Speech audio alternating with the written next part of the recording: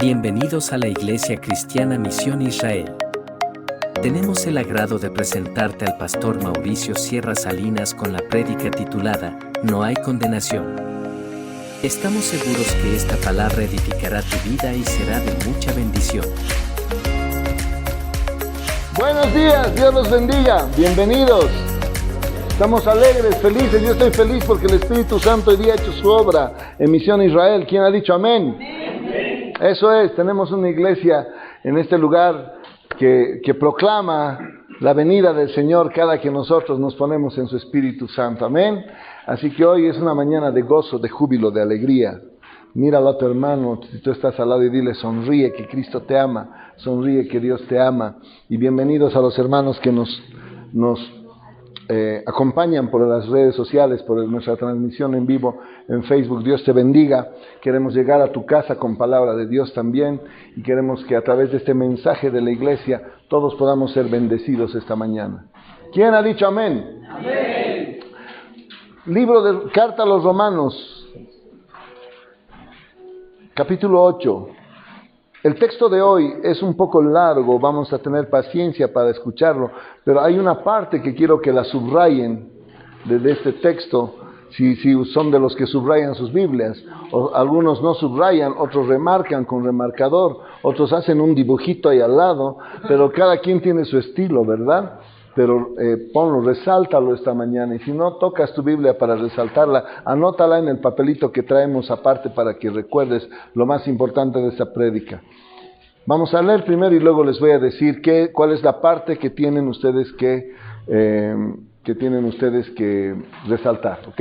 Romanos capítulo 8 versos 1 al 17 dice: Ahora pues, ninguna condenación hay para los que están en Cristo Jesús. Esa es la parte que tienes que resaltar. Ninguna condenación hay para los que están en Cristo Jesús. Los que no andan conforme a la carne, sino conforme al Espíritu. Porque la ley del Espíritu de vida en Cristo Jesús me ha librado de la ley del pecado y de la muerte. Porque lo que era imposible para la ley por cuanto era débil para la carne, Dios, enviando a su Hijo en semejanza de carne de pecado y a causa del pecado, condenó al pecado en la carne para que la justicia de la ley se cumpliese en nosotros, que no andamos conforme a la carne, sino conforme al Espíritu. Porque los que son de la carne piensan en las cosas de la carne, pero los que son del Espíritu en las cosas del Espíritu. Porque el ocuparse de la carne es muerte, dice la palabra, pero el ocuparse del Espíritu es vida y paz. Hermanos, es paz. Por cuanto los designios de la carne son enemistad contra Dios, porque no se sujetan a la ley de Dios, ni tampoco pueden. Y los que viven según la carne no pueden agradar a Dios. Mas vosotros, mas ustedes, no vivís según la carne, sino según el Espíritu, si es que el Espíritu de Dios mora en vosotros. Y si alguno no tiene el Espíritu de Cristo, no es de él. Pero si Cristo está con vosotros, el cuerpo en verdad está muerto a causa del pecado, mas el Espíritu vive a causa de la justicia. Y si el Espíritu de aquel que levantó de los muertos a Jesús mora en vosotros, el que levantó de los muertos a Cristo Jesús vivificará también vuestros cuerpos mortales por su Espíritu que mora en vosotros. Qué hermoso. Así que, hermanos, somos deudores, dice la palabra. Deudores somos, no a la carne, para que vivamos conforme a la carne, porque si vivís conforme a la carne, moriréis. Mas si por el Espíritu hacéis morir las obras de la carne, ¿qué dice? Viviréis. Porque todos los que son guiados por el Espíritu de Dios, estos son hijos de Dios.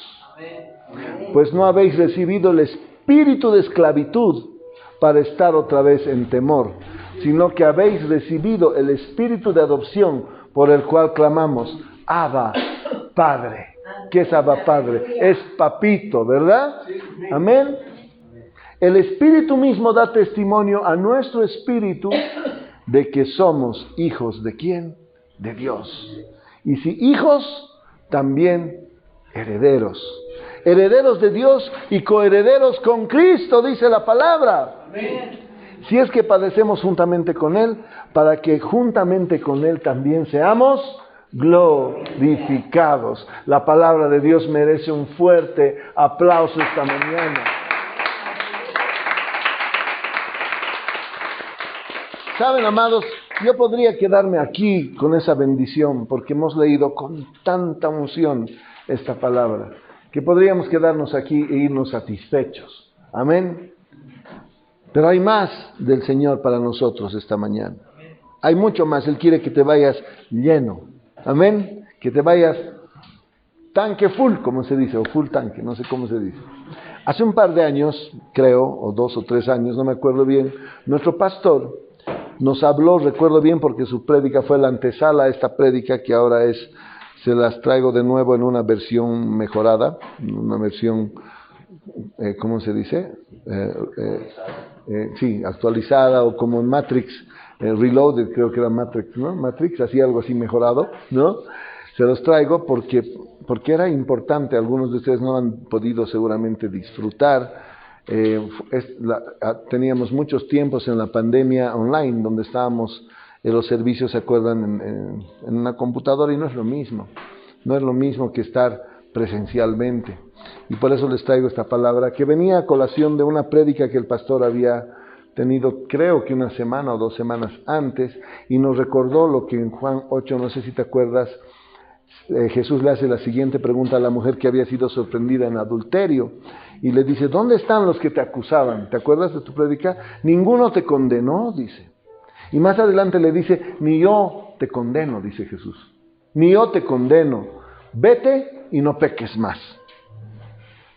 Esto nos lleva al mensaje de hoy, donde Pablo en Romanos, en lo que acabamos de leer, continúa con este tema de la condenación, que es importante entenderlo, porque él aclara algo muy importante y que espero que se te grabe hoy y para siempre respecto al tema. ¿Saben? A veces estamos acostumbrados en este tiempo a que en la iglesia se nos hable solo bonito, ¿no? En la iglesia se nos hable solo con palabras alentadoras y motivadoras, porque el mundo de hoy nos exige que vivamos motivados, alentados y debidamente contenidos. Pero la iglesia no es un lugar de entretenimiento. La iglesia no es un lugar donde hemos venido a espectar un show o a ver un espectáculo, donde más brilla el Señor si el brillo de las luces es más grande, donde más brilla el Señor si la música es más de alta calidad, o donde más brilla el Señor si el pastor es el que convence con su elocuencia y su retórica, o donde más brilla el Señor porque el ambiente está precisamente adecuado para que nos sintamos cómodos, o donde más brilla el Señor porque yo me siento cómodo con la palabra que me van a dar. No, señores, no es así. La iglesia de Cristo no ha sido llamada a eso. El Hijo de Dios ha sido llamado a ser confrontado con la palabra de Dios, para que esa confrontación en el Espíritu lo levante, lo anime y lo lleve a seguir luchando y corriendo la buena carrera. Para eso está la palabra de Dios, no solo para alentarnos, motivarnos y llevarnos a vivir como verdaderos vencedores, sino que nos enseña los principios por los cuales vamos a ser vencedores. Amén. Y eso es importante que Misión Israel tenga presente. Misión Israel no es un lugar de entretenimiento. Misión Israel es la iglesia de Cristo. Y nosotros profesamos lo que los primeros cristianos profesaban, que hemos venido aquí a compartir el pan y a recibir de Dios, de su presencia. Amén. Amén.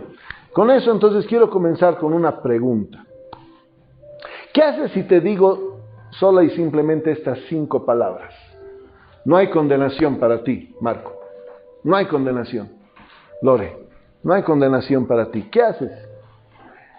Estoy seguro que tan solo esas palabras te reconfortarían grandemente, ¿verdad? No estás condenado ya. Y siempre lo van a hacer porque es hermoso, hermanos, vivir sin ser condenado. En otras palabras, sin ser sentenciado, sin ser acusado, o como queramos llamarlo. Y ¿saben qué? El alcance de la gracia hace eso en nosotros. El alcance de la gracia nos quita la condenación. ¿Quién ha dicho amén? Amén. Pero generalmente nos quedamos en la primera parte de esto, de Romanos 8. No hay condenación, no hay ninguna condenación. ¡Qué bien! ¿No? Y nos olvidamos de lo que viene inmediatamente después, que es, no hay condenación ninguna para el que está en Cristo Jesús, para el que está en Jesús. Fíjate la cita de nuevo y léela para anotarlo y para anotarlo. Fíjate, dice, no hay ninguna condenación para el que está en Cristo Jesús. No dice con, dice en. Es muy importante la traducción en este tema. Para el que está en Cristo, no para el que está con Cristo. ¿Se dan cuenta? Para el que está en Cristo Jesús. Ahora viene la pregunta central de la prédica. ¿Qué es estar en Jesús? ¿Qué significa estar en Jesús? Porque tiene que haber una respuesta. ¿Significará estar entre aquellos que los reconocieron como Señor y Salvador y adquirieron la condición de hijos de Dios? Obviamente que sí. Pero el punto de quiebra está en algo que nosotros muy fácilmente, hermanos, olvidamos, ya sea por conveniencia o en muchos casos por omisión, lo olvidamos. Estar significa permanecer. Anótalo. Estar significa permanecer. Amén. Te pongo un ejemplo en lo humano. Cuando alguien dice, estoy en una relación, y es por eso ahora que veo que ahora los chicos, los jóvenes, parece que les cuesta mucho llegar a decir, me he arreglado con alguien, ¿no? Porque, ¿te has arreglado? Le preguntas a tus hijos. No, pero te estás viendo con una chica ahí, dándole vuelta al asunto semanas y meses, y no, todavía no, pero ya está saliendo tanto tiempo, ¿no? Dice, no, estoy en eso, no estoy viendo, ¿no? Tanteando, ¿no? Pero ondeando, perdón. Pero significa que esa persona, cuando tú dices estoy en una relación, significa que esa persona se encuentra en un estado de permanencia con otra persona que no permite pues estados de intermitencia, ¿no? Estoy o no estoy, no. Es decir, un día estoy, al otro no, y luego vuelvo a estar con esa persona, y luego declaro que sí, y luego declaro que no, que estás en una relación, no. Estar en una relación significa que estás en una relación en la que te debes a otra persona porque permaneces con esa persona, ¿o no? ¿O no? ¿Verdad? Otro ejemplo, cuando dices, estoy en un cargo, en tal trabajo, en tal lugar, significa que permaneces trabajando en ese lugar con el cargo que te asignaron, ¿o no? Y que mañana no puedes decir, pues, ahora quiero trabajar en otro lado. No, pero te han puesto, pues, de contador. No, hoy día quiero ser digitador. Mañana, ¿no? Y mañana vuelvo a ser contador. No, no hay eso. Estar es permanecer. Gracias. Estar es permanecer. Grábatelo. Récord, permanecer. Porque es importante para el mensaje de hoy. Es importante. ¿Amén? Amén. Este es un mensaje que no pretende ni hacer sonreír al fariseo, ni mucho menos justificar al pecador, por si acaso. Las cosas como son, en el real alcance de la palabra de Dios. Esperando que hoy seamos convencidos, no por estas palabras que les voy a decir, sino por el Espíritu de Dios, que ya ha venido esta mañana. Yo estuve pensando en lo que habitualmente sucede, por ejemplo, cuando alguien comete un delito. Cuando alguien comete un delito, ¿qué pasa? ¿Paga o se lo pagan una fianza y así puede salir de la cárcel y evitar que sea encarcelado, verdad? Así es la cosa, ¿no? Y me ponía a pensar, ¿qué pasaría, o qué pensará, más bien dicho, la persona que estando a punto de entrar a la cárcel por un delito que ha cometido, es prácticamente librada por un pago o una garantía que evita su encierro? ¿Qué piensa esa persona cuando viene alguien y dice, yo voy a pagar tu fianza para que no estés en la cárcel? ¿Será que lo primero que piensa esa persona es salir y volver a delinquir en lo mismo? ¿O sabedora del alcance de la pena y de la garantía que pagaron por esa persona, lo último que piensa es volver a reincidir en el mismo error? ¿Qué será lo que piensa? ¿Volveré a cometer el mismo delito o evitaré cometer el delito que he cometido? ¿Qué es lo que evita? ¿No es cierto? Y ahí el Espíritu Santo me puso una pregunta, que se las pongo a ustedes ahora. Estaba en la prédica esta pregunta. Y entonces, ¿por qué los que han aceptado a Jesús creen que pueden hacer exactamente al revés de lo que sucede en el ejemplo que les acabo de poner? Es decir, salir con la fianza que pagó Cristo por nosotros y volver a reincidir en el delito por el cual fuimos condenados antes de ese pago en la cruz. ¿Por qué tenemos ese derecho? ¿Por qué pensamos que tenemos ese derecho si Dios ya pagó por nosotros? De volver a salir y a delinquir. Porque lastimosamente es así, ¿verdad? En Romanos lo explica claramente. Porque los que andan en la carne piensan en cosas de la carne, dice. No se está refiriendo a la gente que no conoce a Cristo. Se está refiriendo a los que un día le dijimos sí al Señor y lo aceptamos en nuestras vidas. Pero, lastimosamente, somos reincidentes. Y digo somos porque yo también me incluyo. Somos reincidentes. Sin excepción alguna de personas, porque no creo que ni aquí ni en ningún lugar hay alguien que fariseicamente diga, no, yo sí que no, a mí no me vengas a acusar. No, todos reincidimos. Y la única condición que existe para no ser condenado, hermanos, ¿cuál es? Es permanecer en Cristo, amén. Estar en Cristo, porque lo demás nunca va a cambiar, hermanos. La acusación que es previa a la condenación, porque antes de ser condenado, te acusan, ¿verdad? Entonces, la acusación que es previa a la condenación, y generalmente es una acusación humana, instrumentada por el enemigo a través de sus mejores, instrumentos, que son aquellos a quienes les encanta estarse fijando en el error de los demás sin fijarse en el error propio. Esa acusación nunca va a cambiar. La acusación siempre va a estar. Me explico, nunca va a faltar gente que te guarde una piedra en la mano para cualquier rato lanzártela. Nunca va a faltar gente así. Nunca va a faltar gente que se encargue no solo de acusarte, sino de hacerte creer o convencerte que vives en tu pasado y que no tienes solución. Nunca va a faltar esa gente.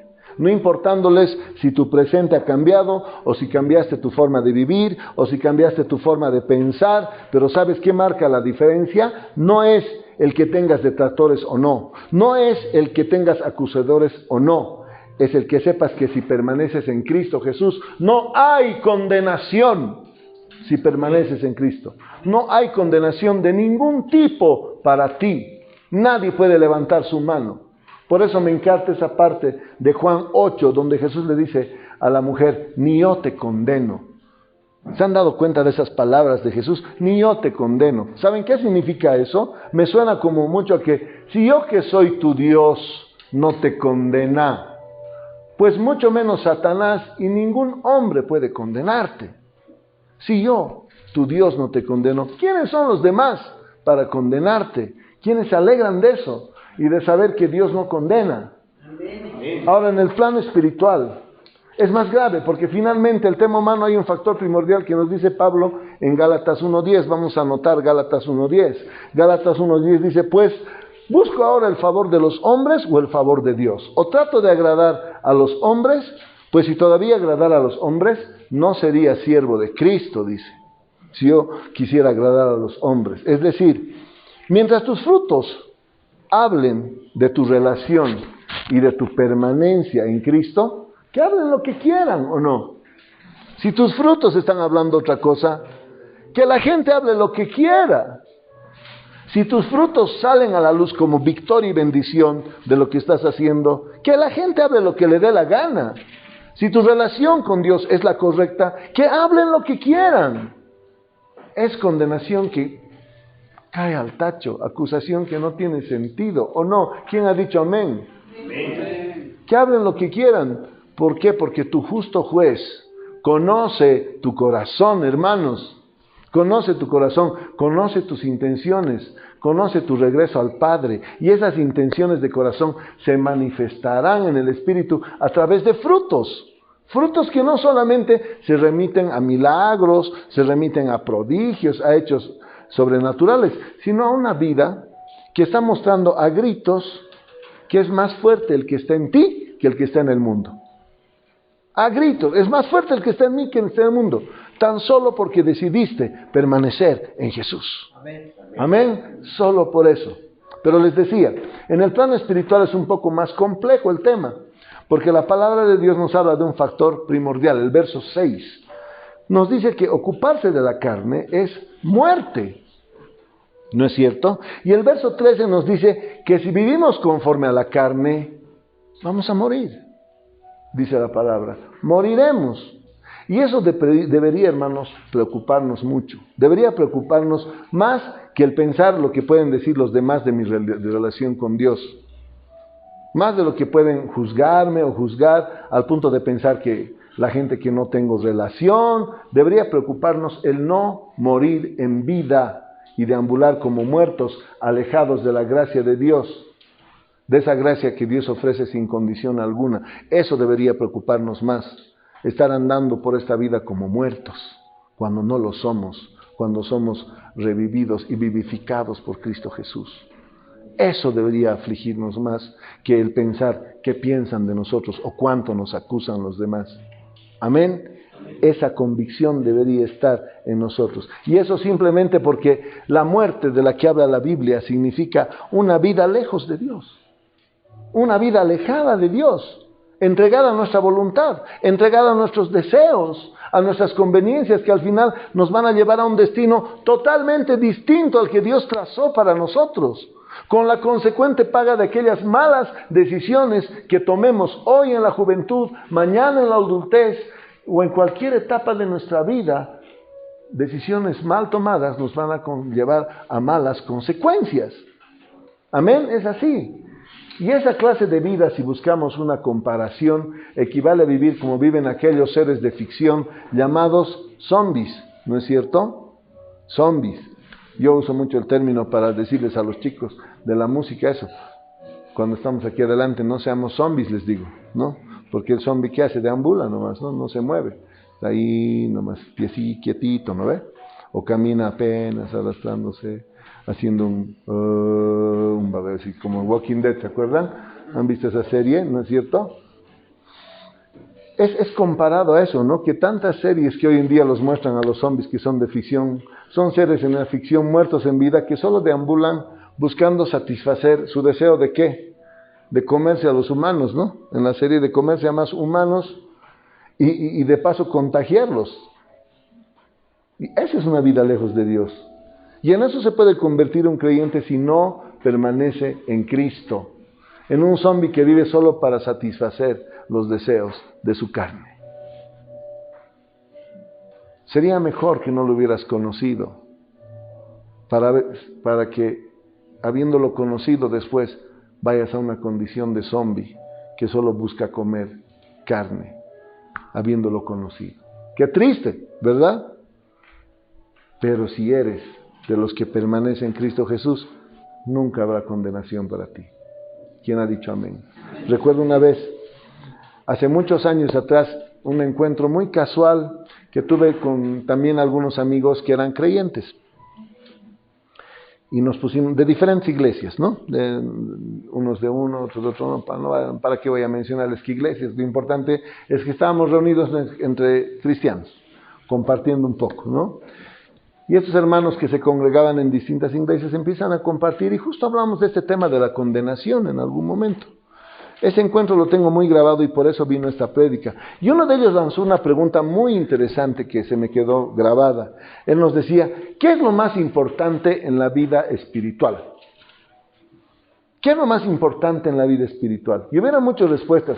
Algunos decían, no, vivir en santidad, decían. Vivir en santidad. Otros decían, vivir conforme a la voluntad de Dios. Servir a Dios, decían. Otros decían, que mi familia conozca a Dios como yo lo he conocido, etcétera, ¿no? Yo había pensado en una respuesta que decía, con esta los mato, ¿no? Después de escucharlos, y esta es la clave de la vida espiritual. Yo les iba a decir, mantenerse fiel a Cristo. Oh, esa era la respuesta, pues, que iba a matar a todos, mantenerse fiel a Cristo.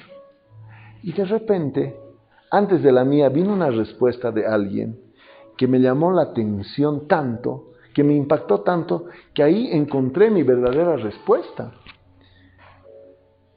¿Saben qué dijo este hermano que me antecedió? ¿Saben cuál fue su respuesta? Dijo, la clave de la vida espiritual es vencer, llegar a la meta, llegar al final, llegar a la meta. Wow, eso me dejó así. ¿Y vos qué opinas? Yo ya no tenía palabras. Confirmo lo del hermano, llegar a la meta. Porque era la respuesta que yo estaba esperando. Era la respuesta. Me impactó tanto porque ahí encontré mi respuesta. ¿Y saben qué, hermanos? Es que mientras estás en carrera, mientras estás corriendo, mientras estás activo, no vas a tener acusadores que corran contigo. No los vas a tener. Es como en una maratón. Si te das cuenta, si alguien te silba o te dice como algo como que no vas a llegar, esa gente, si tú estás corriendo, se queda atrás. ¿Por qué? Porque solamente está expectando. Solamente está viendo, pero a ti no te afecta, sencillamente porque sigues en carrera, permaneces en Dios, estás corriendo la carrera, estás en Cristo, como dice la palabra hoy. Entonces el que te acuse, el que te grite, el que te insulte, será solo alguien que está pasando mientras tú corres, que está pasando. Y Satanás no puede correr a tu lado. ¿Sabes por qué? Porque él perdió la carrera el día que se declaró rebelde a Dios, llevándose 1/3 de los ángeles del cielo con él. Él ahí perdió la carrera. ¿Amén? Lo máximo que puede hacer, si te mantienes en carrera, si permaneces en el Señor, es ponerte algunos de sus instrumentos a lo largo del camino que te gritarán, no vas a poder, no vas a llegar, pecador, no cambias, qué barbaridad lo que hiciste. ¡Qué vergüenza! Nunca vas a llegar, no llegarás a la meta. Pero esas voces solo serán voces que pasan si tú corres, si tú estás corriendo. Esas voces pasarán.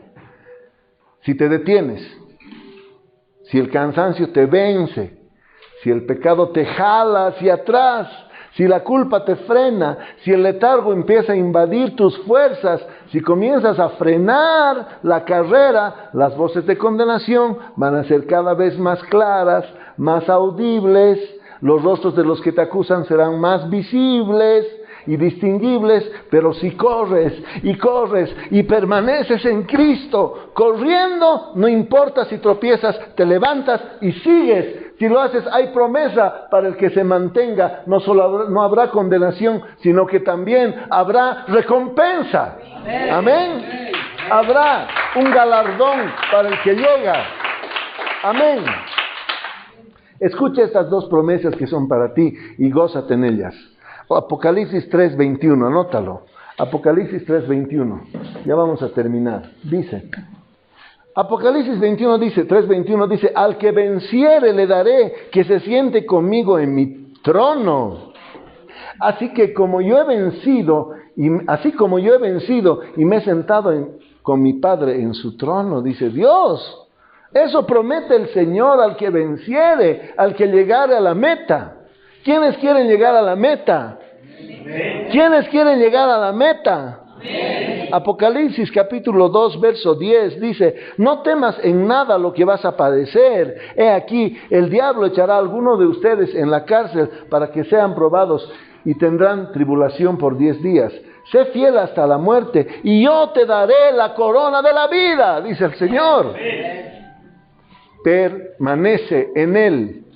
Esa es la clave, permanecer en Él. Gloria a Dios, hermano. Gloria a Dios, hermana. Corre la carrera. Corre la carrera.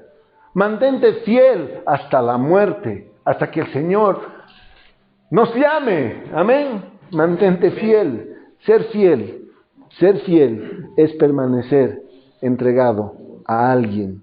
En este caso, entregado a Cristo. Comprometido con Cristo.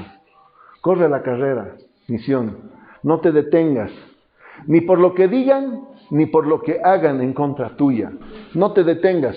¿Saben por qué? Porque vamos a ser probados, vamos a ser encarcelados. El diablo va a querer echar mano de nosotros, pero ¿saben qué? Serán tribulaciones pasajeras.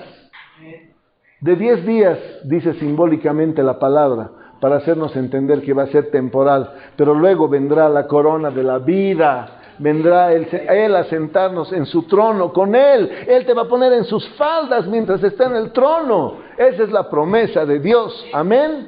Eso es lo que significa. Eso es lo que importa, amados. Permanecer. Dilo conmigo. Permanecer. Hacer prevalecer el llamado. Yo aprendí, y creo que con esto he podido salir adelante en mi vida espiritual. El llamado es supremo. El llamado es supremo. Solo quien permanece, vence. Solo el que permanece, vence. Solo el que permanece, trasciende.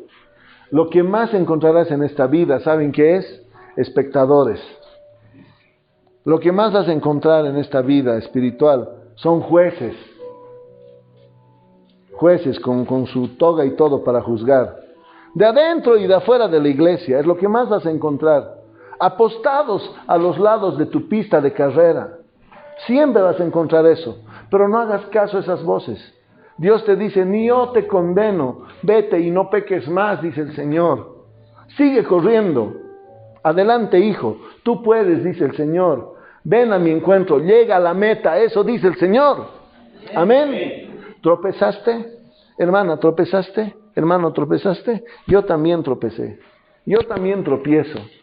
Pero tenemos derecho a levantarnos y a seguir nuestra carrera. Escucha esto con atención. La única manera en la que no llegarás a la meta, por más que tengas el título de corredor, es si a cada paso tropiezas y sigues tropezando y te vuelves a tropezar.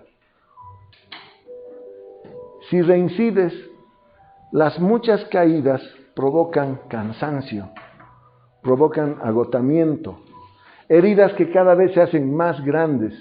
Si una vez te caes de rodillas y se abre, la siguiente que te caes se va a abrir más grande y más grande tu rodilla. Entonces tienes que tener una carrera ejemplar que te permita llegar a la meta ejemplarmente. ¿Qué hubiera pasado si Garibay se hubiera tropezado a cada rato? Los keniatas lo hubieran superado antes, ¿no? Pero todo macho, este Garibay ha empezado a correr. Me ha encantado verlo como con tanta tranquilidad se los ha pasado a los keniatas como si nada. Y los keniatitas ahí decían, ¿quién es este? Que nos deja cuadras adelante. Al que tenía el récord mundial lo ha dejado cuadras. Y el Héctor Garibay es un chiquitito así. Un boliviano del que tenemos que sentirnos orgullosos, felices. Pero es un ejemplo para que aprendas que tu carrera tiene que ser así. Ejemplar. Intachable. Incorruptible. Hay una palabra, no me acuerdo, no sé qué, pero ya ahorita me va a venir a la mente.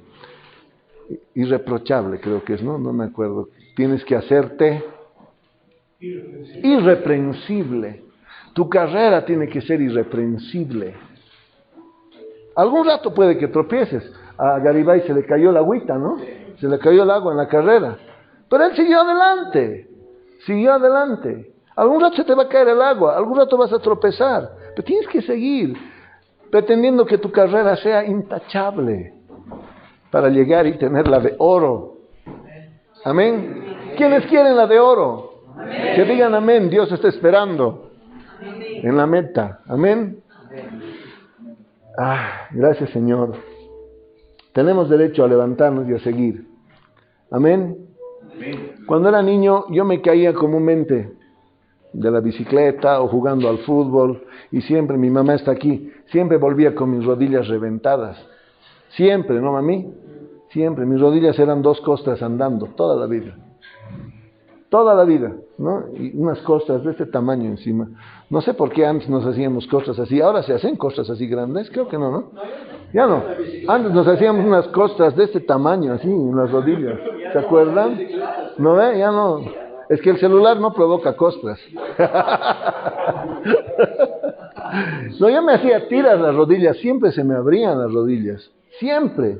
Ya, la fenofuxina y yo éramos grandes amigos. Y lo que más me desagradaba de eso era que no podía volver a la bicicleta hasta que mis rodillas sanen. Porque las cicatrices tardaban pues en sanar y retrasaban el que yo pueda volver a la bici o a jugar porque se abrían de nuevo, ¿no? Hermanos, las caídas retrasan tu marcha. Las caídas retrasan tu carrera. Provocan que las voces de condenación vuelvan a tu vida. Si te caes, levántate y sigue corriendo.